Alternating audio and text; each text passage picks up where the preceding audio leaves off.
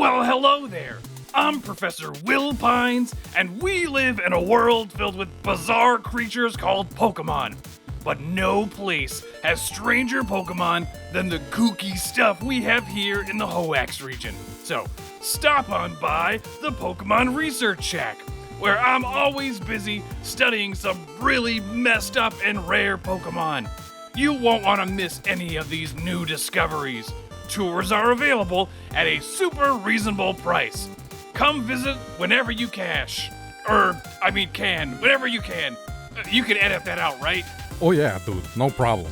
The Pokémon Research Shack, where mystery becomes reality.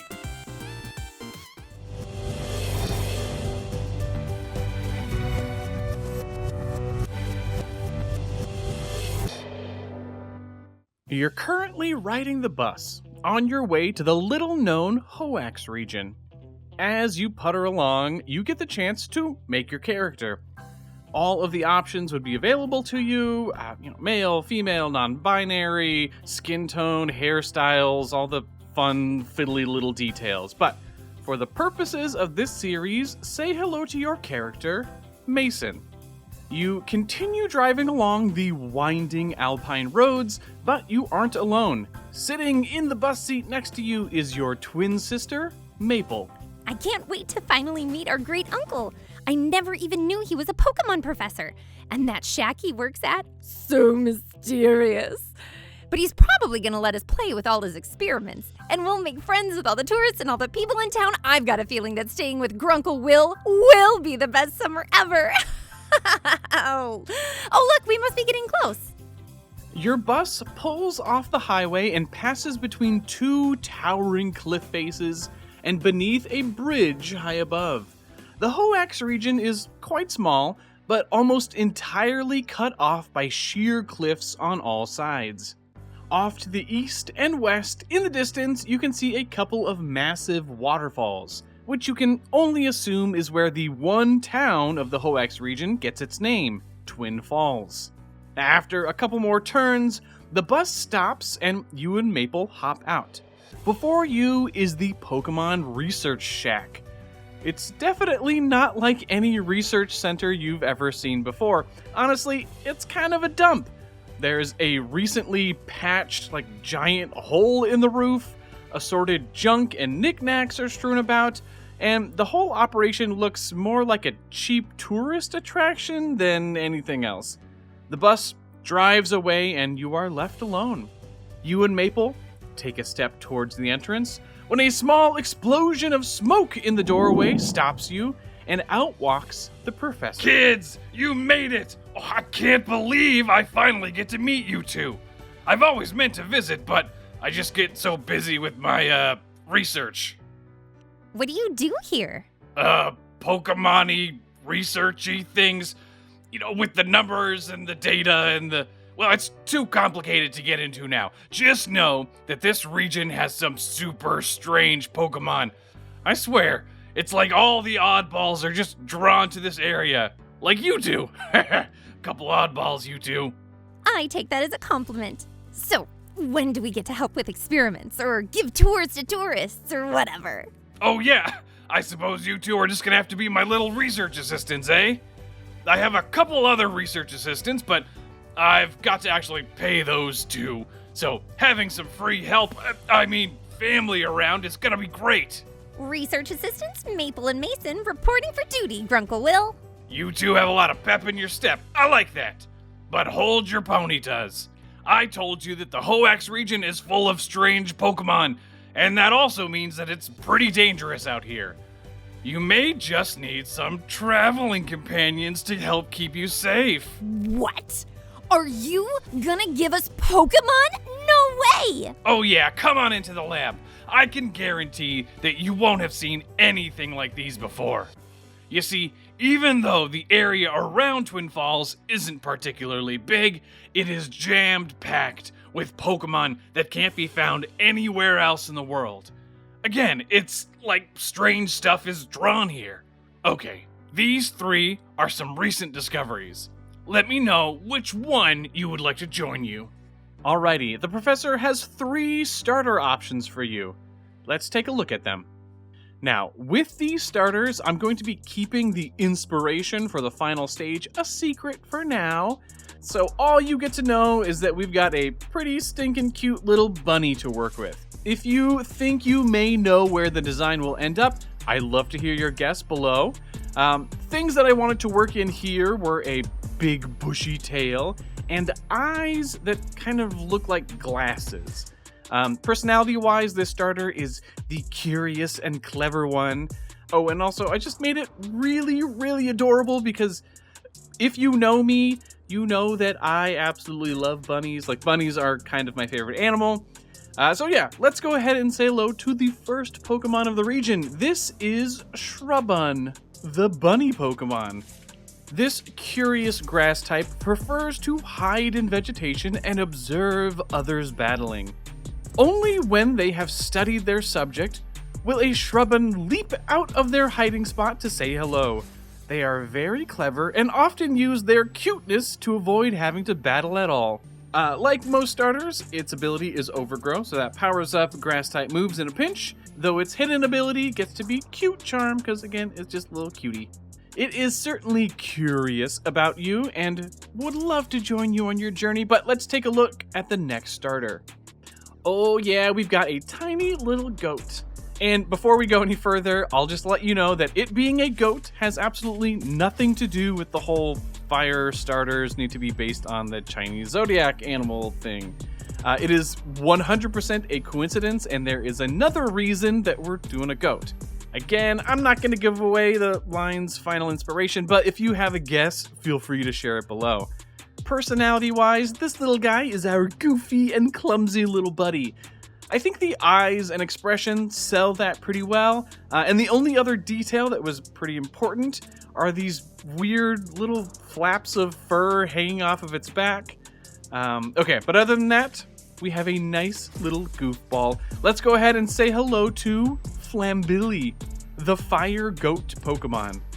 When this clumsy goat gets worked up, their tail fire explodes and launches them forward.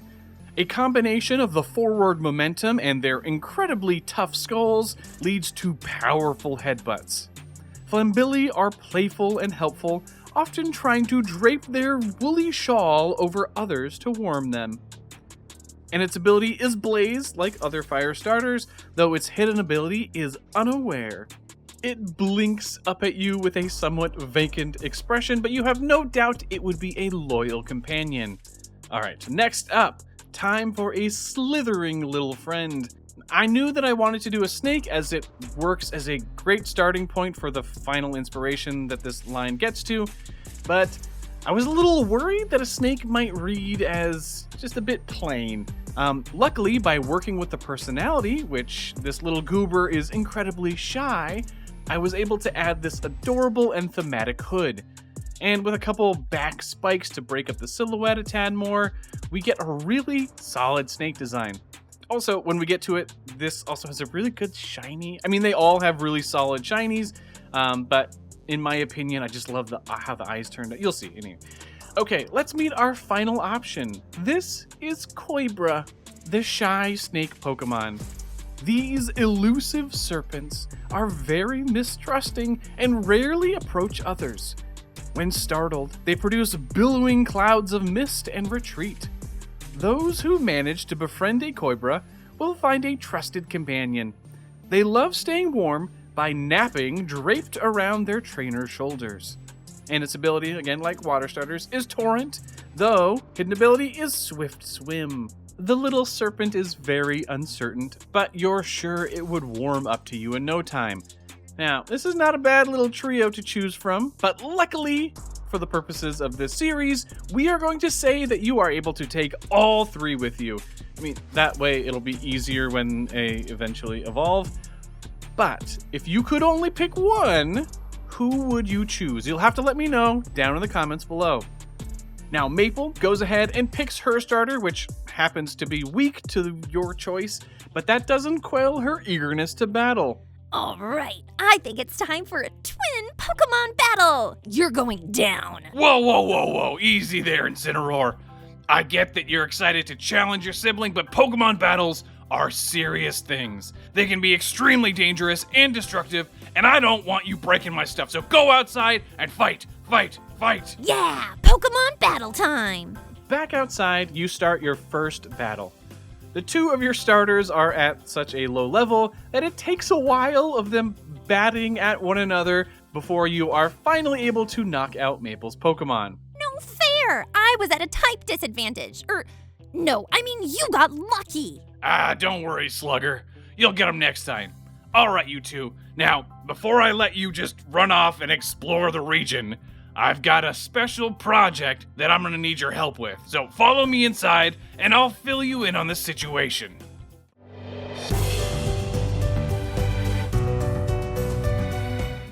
Now, I know you two are excited to start your summer vacation here. We're gonna catch all the weird, messed up Pokemon around Twin Falls. We'll be the best stinking research assistants you ever had, Grunkle Will. I don't doubt it at all. In fact, here are a couple Pokedexes. I look forward to seeing you fill these bad boys up. But there's one big project that I need your help with. You see, I was working on a new experiment a few days ago, and it kind of exploded. Well, more accurately, it shot up through the roof, leaving a huge hole. Then it exploded in a massive energy blast, and the pieces got thrown across the whole region. Whoa, explosion-y. Yeah, pretty cool. Now, I've already got my other two research assistants out looking, but I can use all the help I can get. It looks like this. All right, it's supposed to be a big ring structure, but it broke up into different segments. There's a total of 10 of them out there somewhere, and each one will have a different symbol on it. Grunkle Will, what does it do? That doesn't matter, sweetie. What matters is that it is fancy and expensive, and we need to find the pieces before any of the yokels from town stumble across them. It's of the utmost importance that I get all the pieces back. You can count on us. I knew I could. Come back with anything you find right away. You'll probably want to catch some Pokemon as you go, so take some Pokeballs. And do either of you need a refresher on how to catch Pokemon? You appreciate that Professor Pines offered the help, but you and your sister are confident in your abilities and head out. The Hoax region is primarily an open world, but during these early moments, you find that fences, signs, and debris around the shack limit you to going south. I know we're supposed to be looking around here, but you'll be fine if I run ahead, right? I can't wait to check out the town, make some new friends, have everyone just fall in love with how awesome I am. This summer is gonna be so much fun. Good luck finding Grunkle Will's nerd stuff. Maple bounds ahead, and you are left to explore this early area alone. Again, this region is mostly an open world, but in this somewhat tutorial-ish area, you know we are going to run into the traditional early route Pokemon. So let's see what we have. Time for our Route 1 bug. We get to start out pretty simple with a wee little mantis. The line will go in a pretty wild direction when it evolves, but I'll just let you know that accentuating the giant mantis eyes was important to eventually get there. Yep, the eyes are important, and I made sure that the ability reflects that also. Other than that, it's just about getting those baby bug Pokemon proportions. Like, I feel like most Route 1 bugs, you could just kind of poke it and it would topple over. So this design's huge noggin does that pretty well. Now, before this design evolves into anything weird and cryptid-y, let's go ahead and meet Tintus, the lens Pokemon. Almost half of this insect's weight comes from its powerful eyes. It often stays completely still and observes its prey for hours on end, but will strike with lightning-fast speed when the opportunity presents itself. Though tiny, Tintus are effective hunters, and its ability is Tinted Lens, which doubles the damage done by not very effective moves, so that's great. And the hidden ability, also to do with eyes, is Compound Eyes. You see one just sitting atop a bush and silently watching its surroundings. It eyes another Pokemon that scurries past. Alrighty, it is time for our Route 1 normal type, or mammal, or rodent, I don't know, whatever you want to call it. We'll just say it's the normal type, since this is our first design based specifically on something from Gravity Falls. And you gotta love them gnomes. I mean, the gnome barfing up the rainbow from the first episode, I mean, that's just so iconic at this point. I just had to get a tiny bearded man in here somewhere. Now, the toughest thing was finding a design that read as a gnome without looking too human-like or too much like it was just wearing clothes, but simplifying the body detail and honestly just getting rid of the nose got us there. Let's meet the horribly weak little Nolo, the cone hat Pokemon. Though these minuscule normal types are extremely weak, they become a real threat when they attack in large numbers. Nolo hats are made from mushrooms that they painstakingly cultivate, leading to a brittle but apparently fashionable headpiece. And because those stats are just atrocious, it gets the ability Fluffy, and that actually reduces damage from contact moves, but makes them super susceptible to fire type attacks. So a little bit of a trade-off, but it makes them slightly more viable. The little Nolo looks up at you with a mischievous grin before scurrying off into a bush.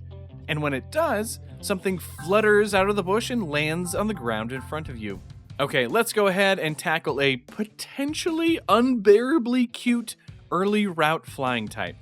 Now, even though this whole line looks fairly insect-like, it will not be a bug type. I mean, it will have access to plenty of bug type moves, but the whole line is a dark and flying dual type. Those two types are actually a bit more important to the line than being a bug. But to start off, it was important that I got a pose that gave some variation for the rest of the line, so this cute little laying down on the ground is very adorable, and really accentuating these massive antennae and the red dots on them. You know how many moths and butterflies and other animals have fake eyes to scare away predators? Well, that's what this little guy does. Let's meet Lilurk, the false eyes Pokemon. This fuzzy little flyer uses two massive antennae adorned with red spots to scare other Pokemon away. The red dots are often all that can be seen when this Pokemon is hiding in the shadows. Lilurk is covered with short, soft fur, but petting its wings may hinder its ability to fly for a short while. And this line is introducing a new ability, which I'm calling Terrorize. This is essentially a counterpart to Intimidate that lowers the opponent's special attack whenever it switches into battle. This tiny cutie quickly wiggles back into a shaded area, waving its antenna at you as menacingly as it is able.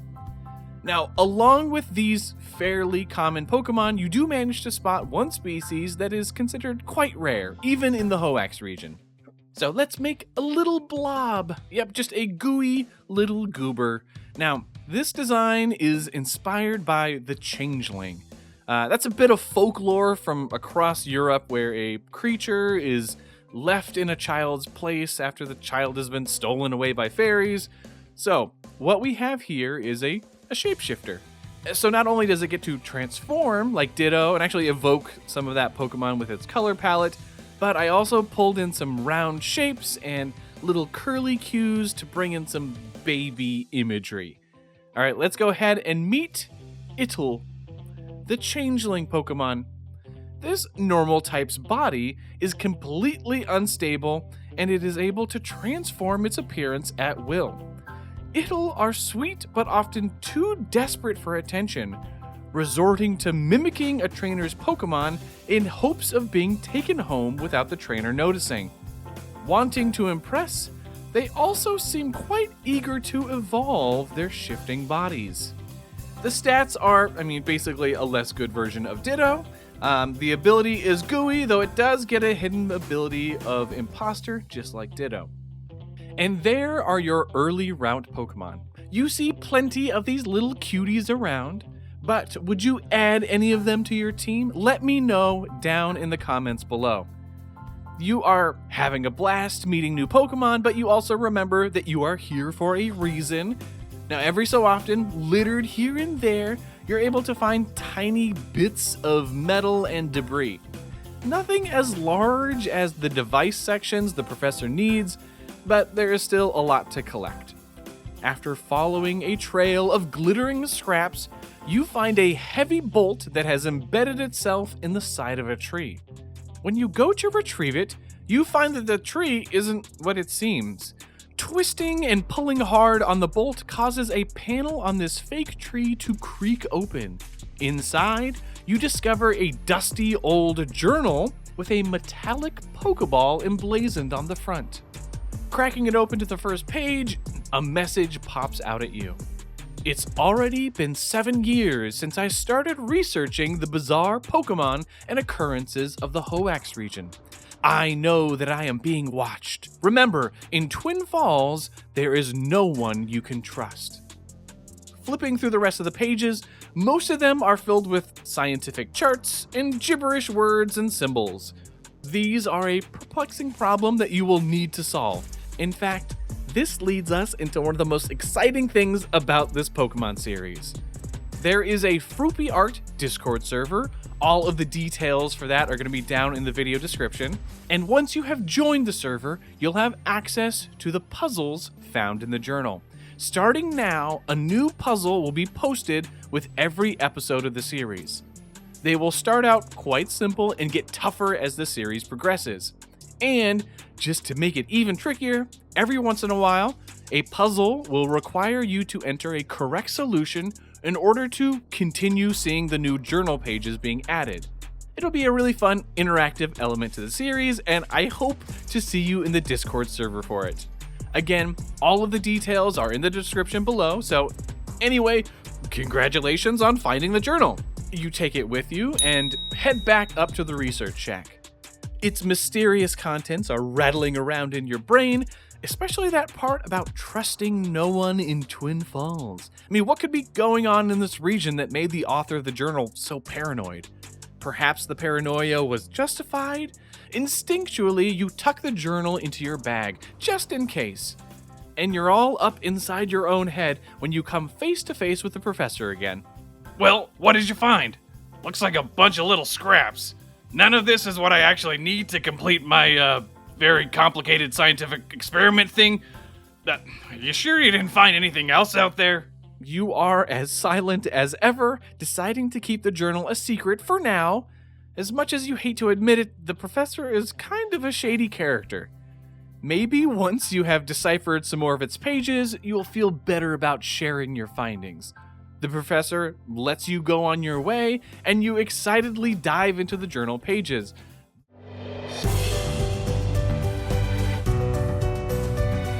Leafing through its confusing pages, the strange codes and partial maps leave you excited with the possibilities. You think you have identified an area nearby that has some significance, but as you are comparing it with the map on your phone, your sister comes toppling out of a bush nearby. Ah, I'm back! Whoa, what you got there? I thought the professor had us looking for pieces of his weird machine thingy. What are you doing reading a whole book? Spill the beans. Beans. You're still a little wary of the professor, and though the journal mentioned not being able to trust anyone, you don't have a single doubt about your twin sister Maple, and decide to fill her in. Whoa, super cool! You found it in a metal tree? I wonder who wrote it. I'm gonna leave it to you to figure out all the nerd stuff. Looks like a bunch of gibberish and gobbledygook if you ask me. What? You're going to be headed to this place on your map? The journal says it's a magic crystal grotto. Well, I found something on my travels already too. Potential new friends! I can't wait for you to meet the girls. Tell you what, you follow your journal map and see if there really are magic crystals there, and I'll go get Sandy and Frenda. You're gonna love them. Maple runs off again. You're not surprised that she has managed to make new friends already. You know, she's always been the social butterfly, while you are definitely more of the socially awkward, silent protagonist type. You reference the journal notes about the Crystal Grotto again, and pull open the map on your phone. The Hoenn region isn't particularly large, but you'll still need to utilize your map as you explore it. And lucky for you, you are able to drop a waypoint and notes as you explore. The area of interest is a short walk, and as you approach the coordinates, the trees become quite dense and restrictive. Squeezing through a thorny thicket, you stumble into a clearing surrounded by massive iridescent crystals. You dust yourself off and begin to explore. According to the brief notes in the journal, these strange crystals attract bizarre Pokémon. Twisting through the towering crystalline outcroppings, you run into some new species. Alrighty, we're going back to the basics with this cryptid. I knew that I wanted some reference to the unicorn, but here's the thing. We've already got a unicorn Pokemon with Galarian Ponyta and Rapidash. So instead, many of you know if you've watched my Jurassic Park-inspired Pokemon Amber series that I enjoy me some prehistoric animals. So this unfortunate little creature will be based off of an Elasmotherium, or the species that did coexist with early humans, the good old Siberian unicorn. Far from the graceful beauties of other unicorns, this grumpy little buddy leans into that squat rhino-y look of the Elasmotherium. Also, we're pulling in some medieval imagery, making him look like a poor little peasant, since unicorns are all over medieval heraldry, and when this guy evolves, it will still be based on a heraldic animal. But let's go ahead and meet our first fighting type of the region. This is Uglorn, the one-horn Pokemon. Originally native to the Galar region, this little brute was outcompeted by the much more successful Galarian Ponyta and Rapidash. Nearly driven to extinction, some managed to find their way to the Hoenn region. Uglorn specialize in utilizing their sturdy horn in battle. Its ability is Sharpness, so that boosts slicing moves since it's got that big horn, and the hitting ability is Iron Barbs. It's a pretty serious little guy, training by bashing its horn against the tough crystals, but you'll have to let me know if you would want this ugly Pokemon on your team. Next up, you see a flickering flame waddling your way. Okay, so this one is pretty darn neat. The big inspiration is the blue cap. These are fairies often found in caves and mines. They can be helpful and lead people to valuable mineral deposits, or they can be a little mischievous. We're taking that mine navigation angle and pulling in the canary in a coal mine. If you didn't know, miners used to bring songbirds down into the mines and listen for a change or stop in their singing to alert them of higher levels of carbon monoxide or other harmful gases. And of course, I couldn't help but bring in a familiar little firebird for this design. Oh, and sure, canaries are a yellowy gold, but since blue caps often appear as little bits of blue flame, kind of will-o'-the-wisp-like, I just had to keep them blue, but I can remedy that with the shiny. Alright, let's go ahead and meet our little rocky cage. This is Capnary, the bird cage Pokemon. The rocky cage is actually the true Pokemon, and the flaming bird is merely produced by burning minerals. Miners use Capnary to detect potentially dangerous gases, as the flame will change colors. Similarities between its flame bird and those found on Skeledurge's nose are still not completely understood. Its ability is Flash Fire, so that means it doesn't take damage from Fire-type attacks, and instead, it gets its own Fire-type attacks boosted. And its hidden ability is Illuminate, which, man, that makes sense. One of these waddles up to you and causes its flame to dance a bit. It seems to like you and even leads you into a secret spot where you find a new item. What initially appears to just be a clump of earth has a strange footprint in it. This is a mud mold item. And if you caught an Ittle in the last episode, it seems very, very interested in this object. Let's take a look at what Ittle could evolve into. Time to bring in a bit of folklore from the Philippines. The Tikbalong is a pretty terrifying beastie, but we're going to have a much cuter version here. I mean, it's got the cheek holes that expose the teeth, and that makes it feel a little bit creepy, but on the whole, it's cute. It's also still pretty gloopy, both because it evolved from the shape-shifting Idle, and also because it will be changing to the ground type thanks to that mud mold. The last little detail that I wanted to get in here are these 3 spikes on the mane. I'm tipping them with yellow as some of the folklore states that one of the only ways to avoid being eaten by it is to pull out the 3 golden hairs hidden in its mane. Not that you'll be pulling on the spikes of this goopy goober's mane, but it's a nice way to break up the silhouette. Alright, let's go ahead and meet the first evolution of the Hoenn region. This is Folil, the mud glue Pokemon. It'll that come into contact with a mud mold item use it to dictate their new form. Folil's equine body is still quite unstable and goopy, but they use their brand new ground typing to slow down their enemies with globs of thick mud. Its ability is gooey, so that slows down the opponent when they hit it, and the hidden ability gets to be imposter, which is very fun.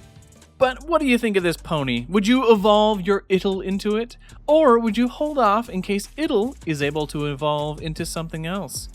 You've got some new, exciting Pokemon for your team. You'll have to let me know which is your favorite down in the comments. You continue winding through the narrow crystal chasm and begin to hear clanging noises and faint voices up ahead. You tiptoe closer, unable to see them, but finally able to make out what they're saying. Oh man, these crystals are so tough. I'm having a heck of a time breaking them. You sure the boss said they need these? Yeah, and you don't want to make the boss mad. Take it from me, you wouldn't like them when they throw one of their tantrums. So keep working at it. The boss said this is one of the new materials needed for whatever new device they're making. Do you know what the boss is making now? Nope, only the boss is allowed to look at the technical drawings in that journal. But it seems like our MUWs are made with the same tech though, right? Probably, but we're not here to figure that out. We're here to collect these crystals for the boss, so let's keep working. Wanting to get a look at who's talking and spy a glimpse at whatever a MUW is, you clamber up onto a tall crystal and look down. There are 2 people in strange robes working on loosing some of the iridescent crystals from an outcropping. Their faces are obscured by large hoods with triangular patterns on them. And you crane your neck to try and get a better look. Unfortunately, your footing slips and you topple off, rolling all the way down to the 2 mysterious strangers' feet.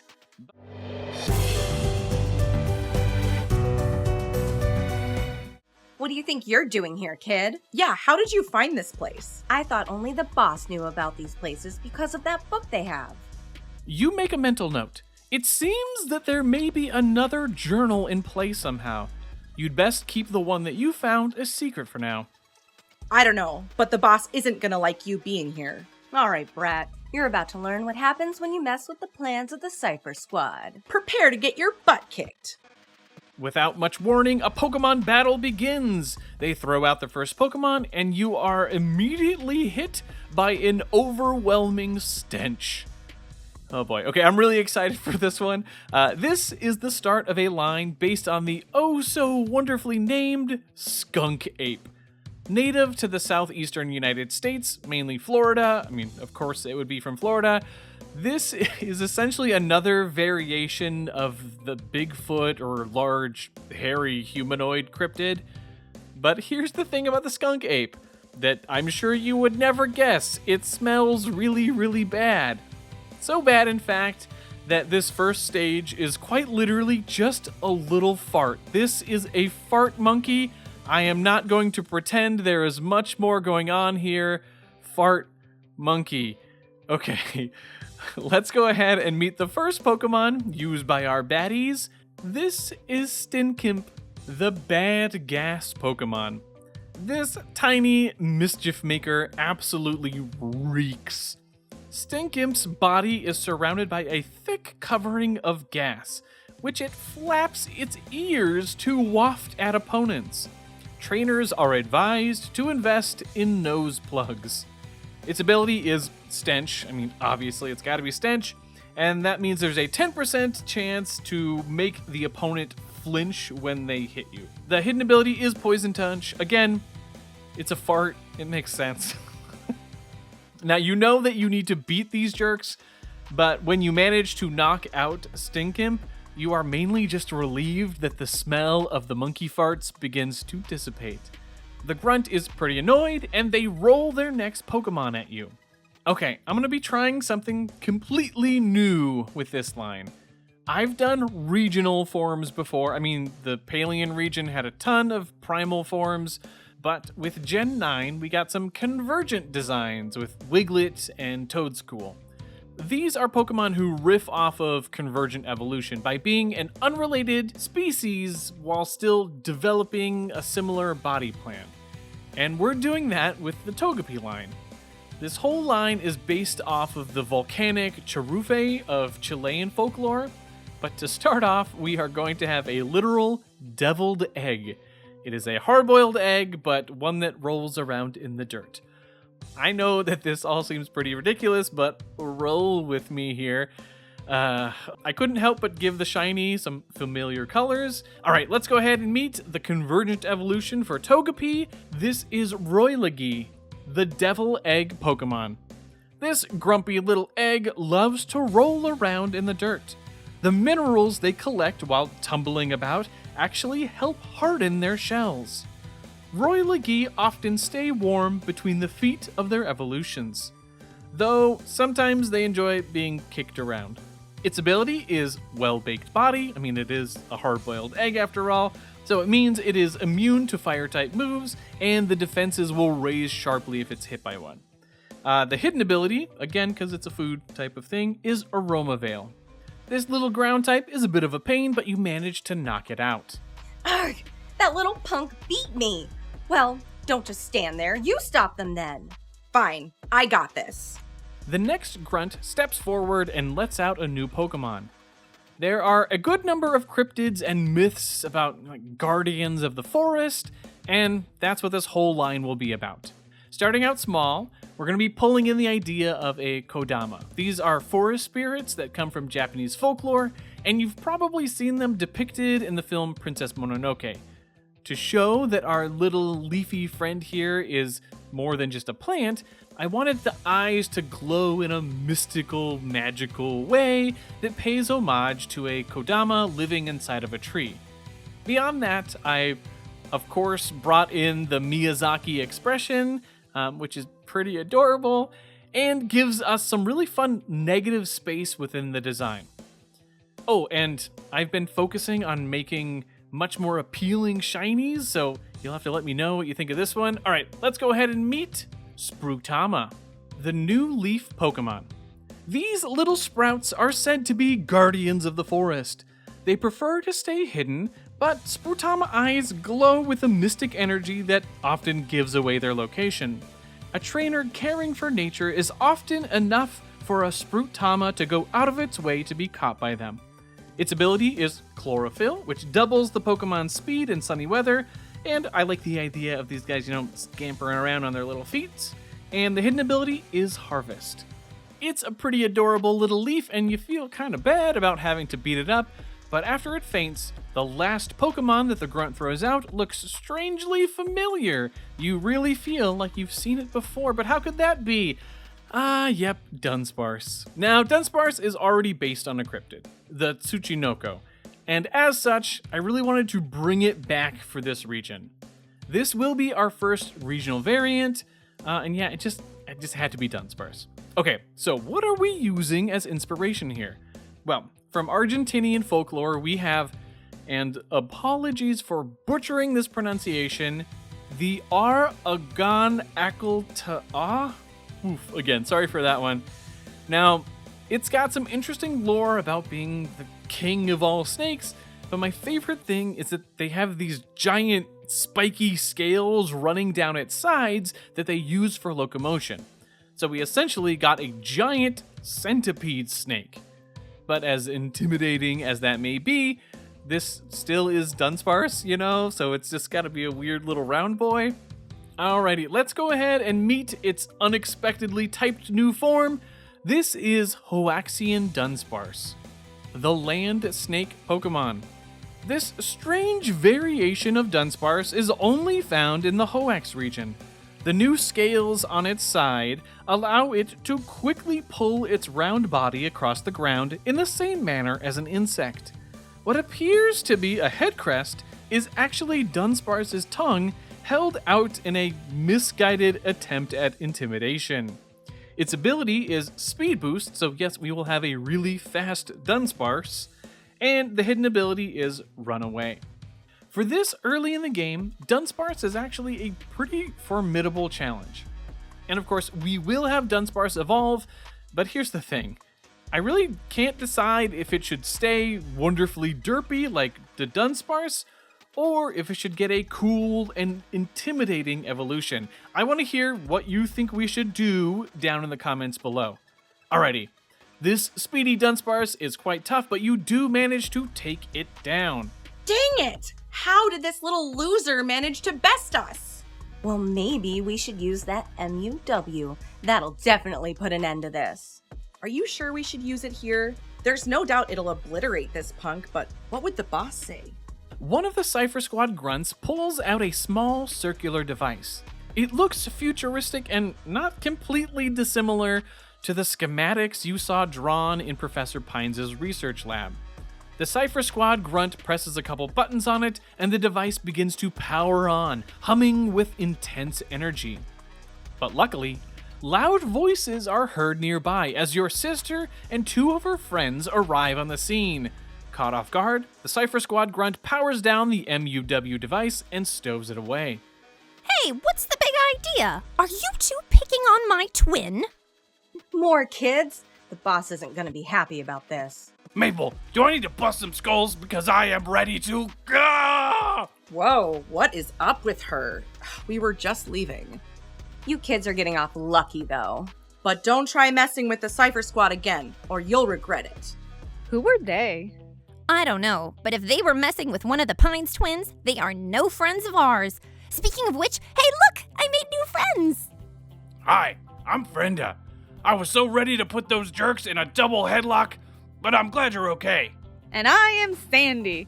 I also would have caused them immeasurable amounts of pain. But it is nice to meet you. Mabel's the coolest, so I guess that means that you are the coolest too? Oh man, I want to be cool. Oh, Frenda, you already are cool. We all are. All right, cool kids, cool kids, cool kids. The crystal structures are quite fascinating. How did you find this place?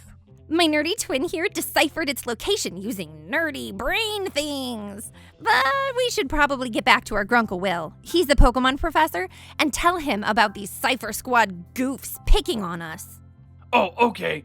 We'll see you two around, and don't worry, we'll keep the location of this place quiet. Bye, Mabel! Bye, Mabel's nerdy twin! You trek back to the Pokemon Research Shack to fill in the professor on the situation.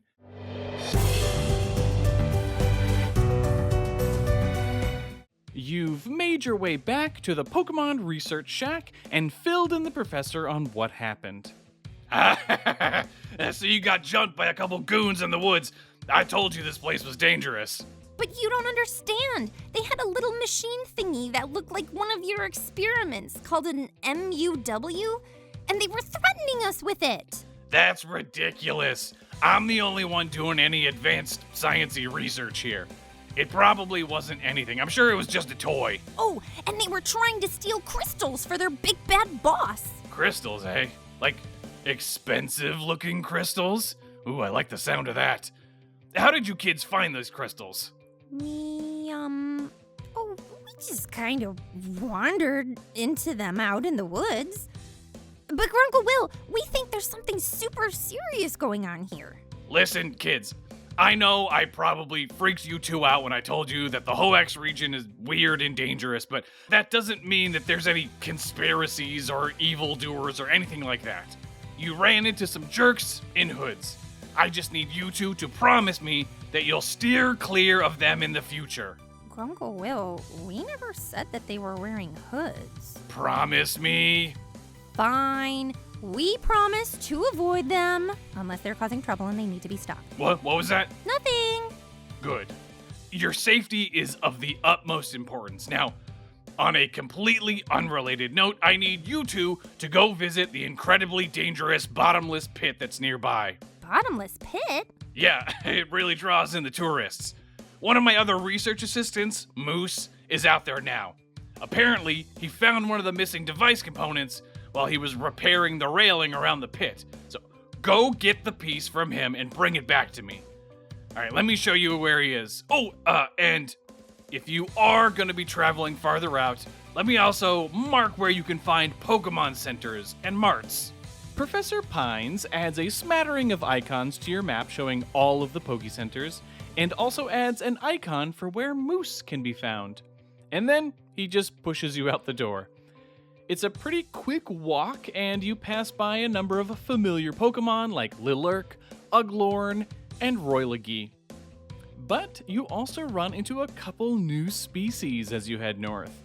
First up, we've got a cryptid from New York State. Lake Onondaga is recognized as one of the most polluted lakes in America. Yeah, go America. And while there have been accounts of something living in the lake for hundreds of years, all of the toxins and potentially radioactive waste in there now has fed into the claim that a giant radioactive salamander, Augie, now calls it home. And to play with the idea of a toxic spill, we're modeling the overall silhouette and appearance after an Erlenmeyer flask spilling chemicals. I also wanted to forego the classic purple found in a lot of poison types in favor of this almost radioactive looking green. It gives it a lot of levity and I think successfully gives us a poison type that looks rather benevolent. Alright, let's say hello to Ugu, the slime Pokemon. While it is poisonous, this adorable Pokemon has proven quite useful across the Hoenn region. Ugu seek out and consume pollution wherever they go. Scientists suspect that this Pokemon was accidentally man-made in the Unova region somewhat recently. Its ability is Liquid Ooze, and that damages anyone that tries to use a draining move on it, with the hidden ability being Gluttony, since, it likes to eat still. You see one splashing about in a puddle, and it smiles up at you. But you also feel as though you're being watched by something else nearby, something decidedly less cute.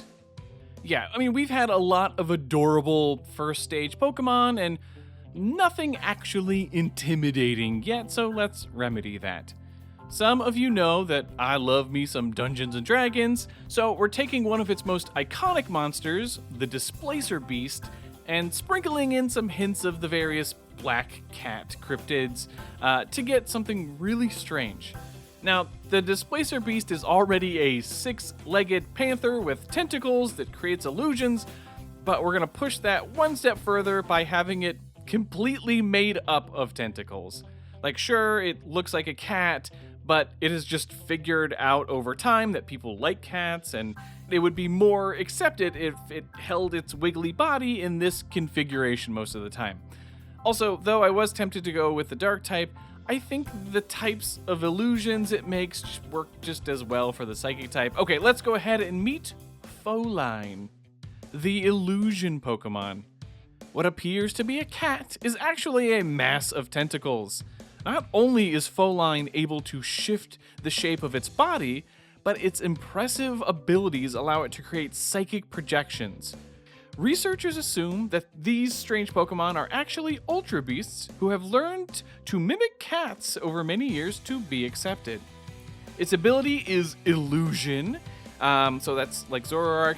When switching into battle, it will take on the appearance of the opponent's last Pokemon. And the hidden ability is Limber, because it is tentacles after all. Now, these Pokemon are quite difficult to spot in the wild, often using psychic illusions to appear as one of the other Pokemon found in the area. But who knows, maybe you would be lucky enough to find one of these rare beasties. Let me know if either of these two would make it onto your team. You also suspect that there is another new Pokemon in the area, as you can hear a high-pitched screech from time to time that actually makes your head hurt. But looking around, you aren't able to actually find it. Very strange. Well, eventually, you do make it all the way to the bottomless pit, where you find Moose working on the railing. Hello. Oh, hey dude, I'm Moose. What's up? Gruncle Will wants us to take the machiny part thing to him. Oh, like you two are totally the twins who are gonna be staying at the research shack this summer. Super cool. But I can't just give you the component I found. What? Why not? Professor Pines made me promise that if I find any components of the device, that I can't give them to anyone other than him, no matter who they are. Sorry, dude. That stinks like a butt. Totally. Especially since I need to fix this fence still.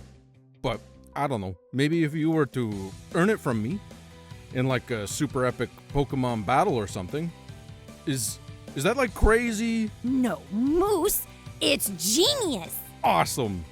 But I should warn you that I'm kinda like an expert on normal type Pokemon. Who is gonna battle me though? Any, mini, meeny, you, dude. Moose points at you and releases his first Pokemon of the battle. But luckily, the teeny tiny little Nolo is kind of a pushover. Moose's next two Pokemon are sure to be a bit tougher though. Alrighty, time for our Pikachu clone. Every region needs one, and we're basing ours off of an awesome Canadian cryptid, the Lackwood Screecher. And the wonderful thing about it is that people have reportedly heard its cry, which often leads to headaches, nausea, and nosebleeds, but its appearance is a complete mystery. We're going to take that screechy behavior and combine it with a rodent that I love. I lived in Alaska for a while where I fell in love with the native pika and its own little call. But pika also live across Canada, so that works out nicely. And I don't normally talk about name inspirations, but for a Pika clone, it's more important. Now, I definitely do not speak Japanese, but we're going to take Urusai, loud, and Kakureta, hidden, to get Kakurasai, or Kakurasai, the loud mouth Pokemon. This small mouse utilizes bursts of electricity to produce overwhelming screams. Kakurasai prefers to remain hidden, and even in the Hoax region, they are incredibly rare. While it is possible to hear its cry from incredibly far away, they still somehow manage to avoid most who seek it out. Its ability is Punk Rock, and that boosts sound-based moves and halves damage from the same moves. And its hidden ability is Soundproof. You are very confident that this is the Pokemon that you heard in the surrounding area. Its screech is quite powerful, and having boosted sound-type attacks is a pain to deal with, but you eventually manage to knock it out. Moose's next Pokemon looks a bit spookier, though. Yeah, I figured Moose needed a little bit of a curveball, and coming up against a ghost type in what is essentially your first gym battle felt about right. Now, this little guy is based on the Jenglot of Indonesia. These are grisly little dolls, often with long hair, sizable fangs, and sharp claws, that are imbued with dark magics. They can be offered blood to help their owner. This could be for good fortune, help with daily tasks, or revenge. But we'll spin that in a slightly more family-friendly direction, while also adding in a dash of the classic voodoo doll. Let's go ahead and meet Stitch'em, the ghost doll Pokemon. It is a common custom in the Hoax region to build small dolls in hopes that a Pokemon spirit will possess it. Loving the doll and carefully assembling sometimes results in it becoming a Stitch'em. They are quite playful and love to assist their trainers with chores and odd tasks. Its ability is Insomnia, since in the lore you leave out blood for the doll, and while you sleep it goes and does its tasks, so Insomnia works, can't be put to sleep, and its hidden ability is Pickup, again because it's cleaning up. It's cute. Now the typing is a bit of a pain to deal with, but you eventually take down Moose's last Pokemon. If Professor Pines asks, I definitely didn't go easy on you. Tell him I totally used 6 high-level Pokemon, but you still beat me, dude. Well, here's a piece of Will's machine that I found. It felt pretty fortuitous that I found it, since it also wears a big question mark. But you should take it back to the research shack now. Later, dude. You head out, making sure to track down and catch a Kakurasai, and trek back to the research shack. And actually, let's go ahead and look at the decks and see how we're doing so far. It's not bad at all. You'll have to let me know if there are any evolutions that you are particularly excited to see. But with your first device component in hand, you stroll into the research shack.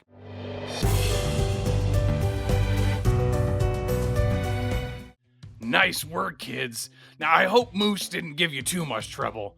It's so good to get a piece of the device back where it belongs. Oh, and, I guess I should do some professory things, huh? You two, give me your Pokedexes. Let me see how you're doing. You hand over your Pokedexes, and the professor beeps and boops on them. Not bad at all. Let's say for each milestone you pass in filling out your decks, I'll reward you. So, here, take some Pokeballs. That being said, we do have a winner. It looks like Maple has more Pokemon in her decks, and on the whole, they're much stronger. Ooh, yeah, baby. Number 1 twin, right here. Ooh, yeah. Oh, yeah. Maple does a little victory dance and moonwalks smugly straight into a supply closet. I'm okay. Professor Pines leads you outside. He's putting up some new signs for the research shack, but he leans in to give you some advice. Listen, kid. If you want to catch up to your sister, I can show you where to go to catch more Pokemon. Then maybe your team won't be quite so, wimpy. You know, some of the first Pokemon I caught when I came to the region are up here. The professor adds an icon to your map, heals your Pokemon, and pushes you on your way. You start walking north, keeping an eye out for new and more powerful Pokemon. You spot some familiar species around like Tintus, Sprutama, and the rare Ittle. But it isn't until the terrain gets much more rugged that you begin getting glimpses of new Pokemon. We've got 4 to discover, so let's jump into it. Okay, so there are a number of carnivorous plant cryptids like the man-eating tree of Nubia, the Madagascar tree, and the Yateveo of South and Central America. We're going to be combining that concept with a real-life carnivorous plant that I've always wanted to see as a Pokemon, the Sundew. There's a bunch of different species in varying shapes, but they all have these little red stalks that they tip with a super sweet and sticky secretion that traps prey, and some even curl around their prey. Very neat, very cool. And since the Nubia tree in particular lures in prey with sweet treats and fruits, it felt like a perfect match. Also, a Sundew's sap is actually clear and the stalks are red, but I just had to make the drops red to give it a more delicious candy look. I get the original inspiration represented with the shiny anyway. All right, let's go ahead and meet our deceptively nasty Canitrop, the sap Pokemon. This mostly stationary plant is able to secrete balls of incredibly sweet and sticky sap. Canitrop's aroma draws prey in where they become permanently stuck. While seemingly cute and harmless, this carnivorous plant will actually eat anything unfortunate enough to become trapped by it. Its ability is Super Sweet Syrup, and that lowers the opponent's evasiveness whenever it enters battle, and the hidden ability is Sticky Hold. It sure is cute, but you make sure to maintain a healthy distance. Wouldn't want one of these getting stuck to you after all. Continuing on, a group of massive Pokemon is shuffling your way. Now, I don't want to go overboard with Pokemon that are direct references to Gravity Falls. That being said, this episode will have 2 of them. And the first is, of course, the Manatar. We're going to expand on the Manatar a bit by making it a gym bro who has definitely skipped leg day. Furthermore, I love the idea of it either holding or looking like it's always holding weights. It took a little bit to figure out, but I landed on these metal discs kind of embedded in its hands. For the colors, I pulled in some from Greek pottery to pay homage to its mythological origins. And since it has these metal fists, horns, and nose ring, we get to slap the steel type on there. Okay, let's go ahead and meet this meathead of a Pokemon. Here is Tortesto, the manly Pokemon. This towering mass of muscles is focused on one thing, becoming the strongest Pokemon. Their large hands include heavy metal discs, which they use to work out and also pummel opponents with. Their hyper-focus on being strong and manly has left Tortesto as one of the least intelligent Pokemon in the Hoenn region. Its ability is Iron Fist, obviously, and that boosts punching moves, and the hidden ability is Anger Point.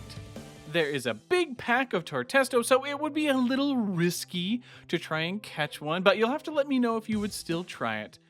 As you continue, you find a small pond that is completely polluted, and in the center is a new Pokemon. Time for another convergent Pokemon design. So this isn't a regional form of Magikarp, but instead an unrelated species that has evolved a similar body plan. It has different origins, but ended up being very similar to another convergent Magikarp designed by my friend Boreal Mind. I won't give away what it is, but I'll link to her episode down in the description, so be sure to check it out. She's super cool. But back to this design.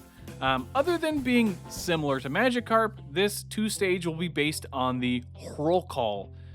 I know I said that wrong. From Icelandic folklore, this is a rotting eel with sharp iron scales that infests polluted waters. I didn't think that we would find a cryptid with such a blatant type combination, but rotting and iron scales gives us the awesome steel and poison type. Let's go ahead and meet this convergent Tragikarp, the pollution Pokemon. While it appears to be a fish, researchers have determined that the true Pokemon is the poisonous slime within.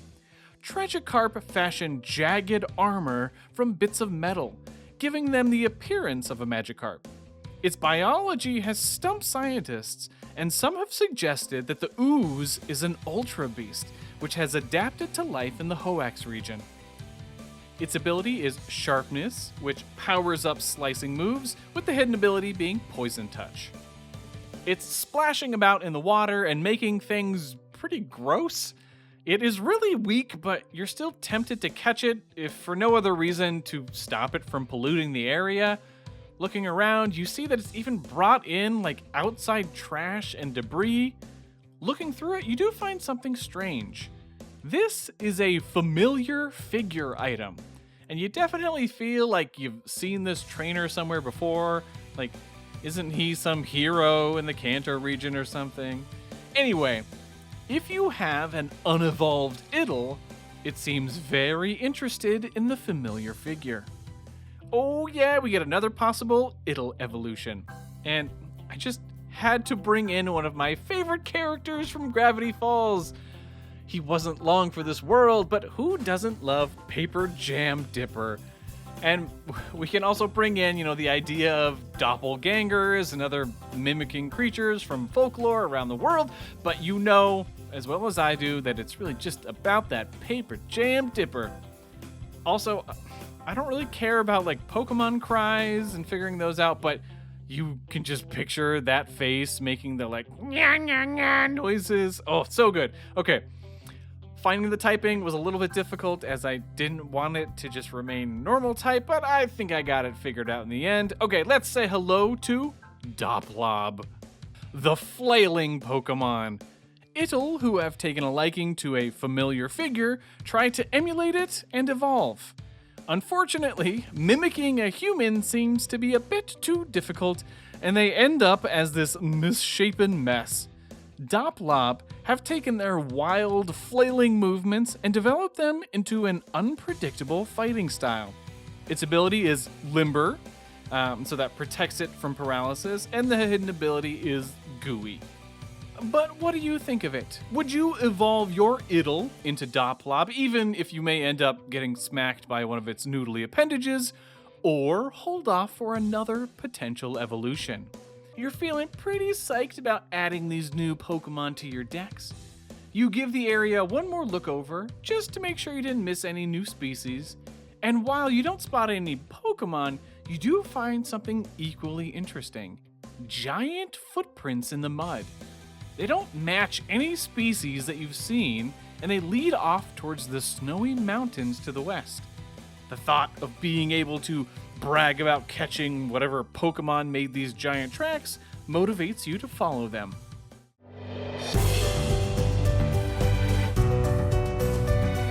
We've been following the tracks for a while now, traveling to the west and up to the base of a snowy mountain.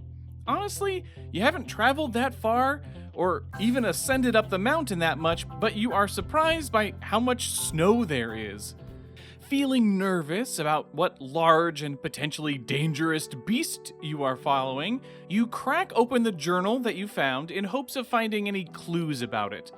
There are some sketches of the prints, but no definite identity for their maker. Traveling through the snow-covered forest, you're sure to keep your eyes open for any new Pokemon, and it isn't long before something round catches your eye. We're in a snowy area, so we need our first ice type of the region. Now, there are actually quite a few humanoid monsters from folklore that stalk the frozen north and focus on cannibalism or eating people in general. We're going to be smooshing a lot of those together here, but taking our primary inspiration from the Chenu of Algonquin folklore. They are people who have been cursed by dark magic and are overcome by a burning hunger. Their lore is actually really interesting, and some of the stories do an amazing job of not vilifying the monster and often showing how to help it. But this design won't be ferocious to start. It's just a little snowball of a design. You just want some food, right? Okay, let's go ahead and meet Nomble, the hungry Pokemon. Though quite small, Nomble has a voracious appetite. They live in frigid climates and require food to generate heat to stay warm. Nomble are among the easiest Pokemon to catch in the Hoenn region, as offering even a crumb to one will result in it following you around and insistently requesting more food. Its ability is Gluttony, since it eats so much, and that lets it eat berries faster in combat. And the hidden ability is Immunity, so it doesn't have to worry about, eating poison food type of thing. There's quite a few shuffling up and down the snowy hills, so you'd have no problem catching one. As you pass by a steep, rocky outcropping, something rolls down from the top towards you. Ah, yes, we've got a silly little design for you here. Now, there is a cryptid inspiration for the design's eventual evolution, but I'm gonna keep that a secret for now. I mean, there's a chance that you can guess it, so let me know if you have an idea of what it might be. But to start, I'm using the golden wheel spider as inspiration for this first stage. This is a really interesting real-world animal that will curl itself into a wheel shape and roll away from danger.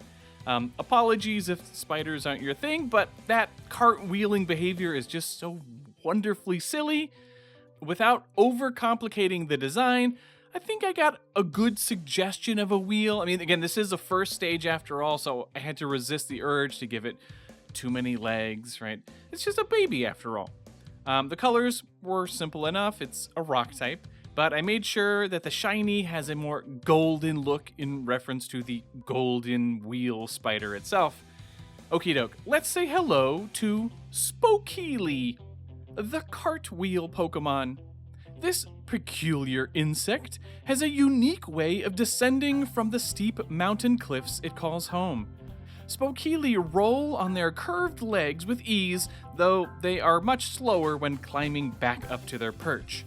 They spend their days munching on mineral deposits and rolling away to avoid predators. Now, I am giving Spokeely a brand new ability that I am calling Roll Down. That means its first turn in combat, its speed stat is doubled for that turn. So it's not guaranteed, but it's really likely that it will get to move first on that first turn. Spokeely wheels down the hill to your feet and looks up at you with its big buggy eyes. Should you want a rock or bug type, this round boy seems pretty tough. It's also fairly large for a bug. I mean, especially if it ends up evolving. I mean, it's gonna get big. Alrighty, your dex is definitely coming along after that. Up ahead, you see that the footprints have disappeared into a thick set of bushes. As you approach, they rustle ominously. You slowly creep up, hoping to get a peek at whatever is inside.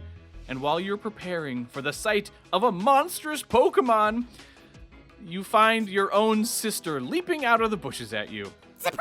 I got you so good. I was all like, blah, and you were like, oh no, I'm so scared I might drop my big nerd book. Sorry, I couldn't resist. What are you doing out here? You point down at the tracks that Maple is standing on. Oh, yeah, those. Psst, yeah, I totally noticed those too. I definitely haven't just been wandering aimlessly after Grunkle Will asked me to track down his other research assistant. Her name is Cordelia. She specializes in ice types, and she was sent up here to find another missing device piece. She's supposed to be super tough. Well, you know, so are we, so it's cool. Well, so I am, at least. What, you think you're as strong as me now? Pfft. Well, maybe we should have a little battle. Grunkle Will gave me some extra revives and potions so I can heal our Pokemon after this, but what do you say? Battle me? Maple leads with her starter. It's quite a bit stronger, but luckily your starter has the type advantage and you knock it out. But her next two Pokemon are Pokemon she has recently caught in the area and are much more difficult to deal with. So, we're going to be cheating a little bit by having two regional bird lines. Lulurk is our weird flying type line, not really being much of a bird. So I wanted another more traditional bird line as well. We're starting off pretty simple with a Blue Jay. Now, an interesting thing about Blue Jays that ties it together with the rest of this line is that they are one of a handful of birds that are drawn to shiny and colorful objects. Now, different species do this for different reasons, from thinking they're iridescent beetle shells to eat, or it's just material for them to collect and make ornate displays and nests. They got different reasons. Our unassuming little Blue Jay is going to start out by collecting its favorite little shinies. It was fun working with the classic blue and white and black colors. Okay, let's go ahead and say hello to Kleptokept, the collector Pokemon. This tiny bird is absolutely mesmerized by shiny objects and cannot resist the urge to collect them. Kleptokept pick up and carry bits of glass, iridescent insect wings, and most commonly, small bits of metal. They get so excited that they sometimes ingest their shiny findings, but they have adapted to spit them out with surprising speed and accuracy. Its ability is Pick Up, that lets it use one-time items that the opponent has used, so that's very fun and thematic. And the hidden ability is Frisk. This happy little bird has some tough moves, shooting various projectiles at you, but you eventually manage to knock it out. Maple's last Pokemon also appears to be a bird, but also not quite a bird. We're going pretty dark with this one. This comes from a bit of medieval Icelandic folklore.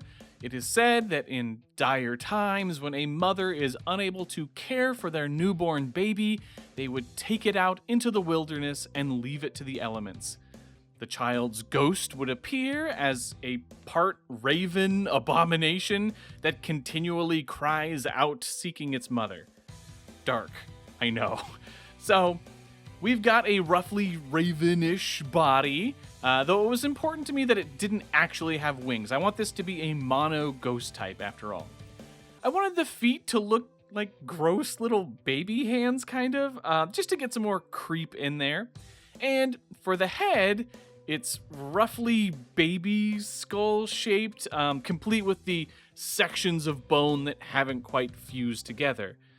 And just to pull in more Raven, the collar is actually a beak. Pretty fun, pretty fun. I mean, very dark, but pretty fun. Oh, and I'll also let you know that because of the inspiration, this is actually just a single stage design. Doesn't evolve. It's just a baby. Always a baby. Okay, let's go ahead and meet Newmorn, the lost Pokemon. Legends tell that these ghoulish creatures are the spirits of children who were lost to the elements. Newborn are quick to cling onto any passerby, desperate for a trainer to look after them. Their covering of feathers now keeps them protected in most climates. When they are upset, spiritual energy seeps from the top of their open heads. Its ability is Cursed Body, and that may disable an opponent's move used on it, and the hidden ability is Infiltrator. It's a tough little baby, able to hit you surprisingly hard with that high special attack stat. You might have to pick up one of these in the area if you can handle being constantly followed around by its creepy glare, that is. But you do manage to knock out Maple's last Pokemon. Well, shoot! Stink darn farts! I didn't expect you to be able to beat me. Oh well. Let me get everyone healed back up. Nice! Okay, I guess let's follow these tracks. You follow Maple and plow through the rest of the bushes. On the other side, you find a clearing with a small cabin in the center. The tracks lead right up to the structure, and there seems to be a window busted in.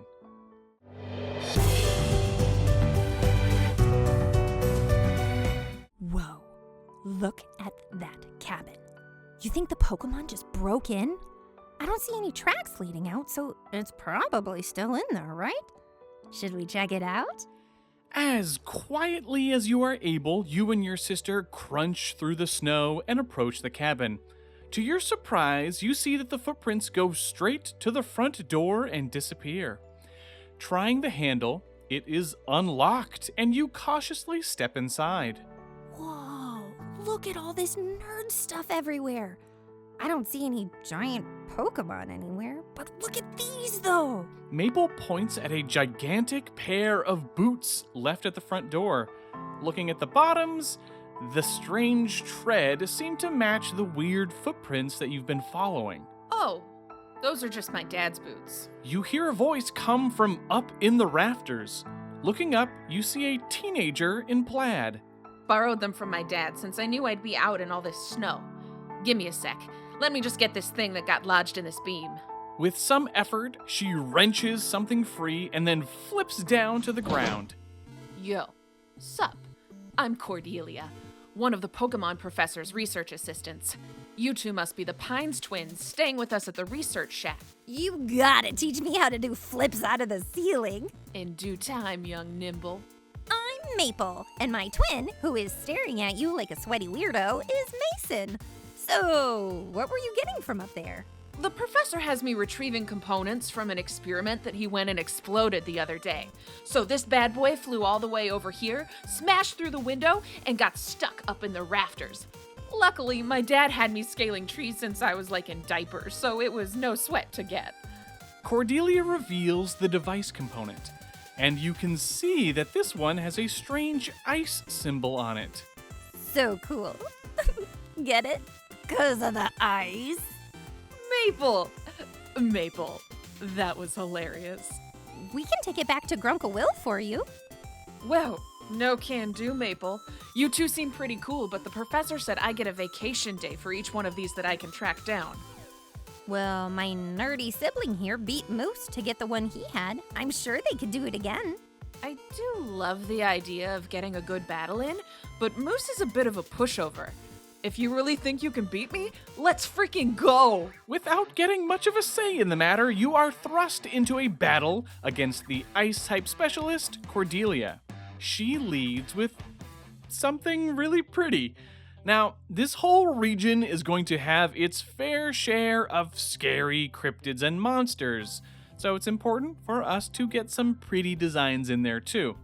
So, we're going to be rolling together some of the various winter woman spirit stories out there, but our primary inspiration will be Frau Holly from Germany. This definitely falls more into the children's story side of things, but there's still some more serious versions of Frau Holly, looking after the spirits of those who were lost to cold weather. But in general, think of her like Mother Winter.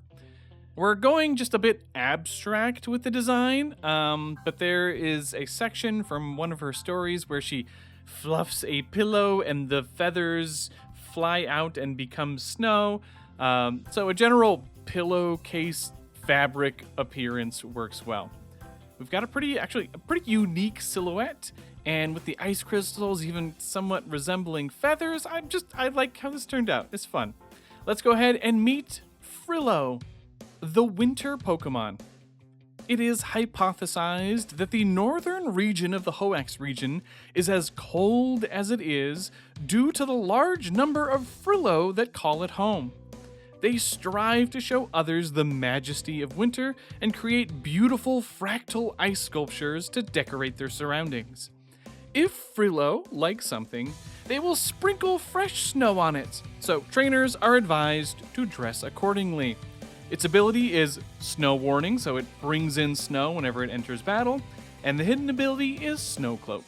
Now, even though this is a single-stage Pokemon, it knows its place on the team. As a surprisingly bulky and speedy Ice-type, Cordelia uses it to set up weather and protective barriers on her side before you're ever able to knock it out. Next up, Cordelia has a tiny little Nomble waddle out. Its defenses are boosted greatly by Frillo's preparations, and you are able to knock out this little snowball nonetheless. Cordy's last Pokemon is going to be much more of a challenge though. Okay, we're straying from cryptids and getting into a bit more of urban legends with this one. I say urban legends, but this one has like a lot of serious truth to it. So we'll be playing with the idea of mole people. Now, of course, there are some monstrous depictions of mole people as actual like hybrid creatures, and we'll use a dash of that, right, since this is a mole, an actual mole that we're making. But we're really focused on mole people as communities that seek shelter underground, either due to homelessness or a desire for an unconventional life. These are typically reported in abandoned tunnel systems under major cities. So, with this design, I did want to play up the resourcefulness and determined nature with these layers to keep it warm in the frozen depths. Okay, let's go ahead and meet Molunder, the Hunker Pokemon.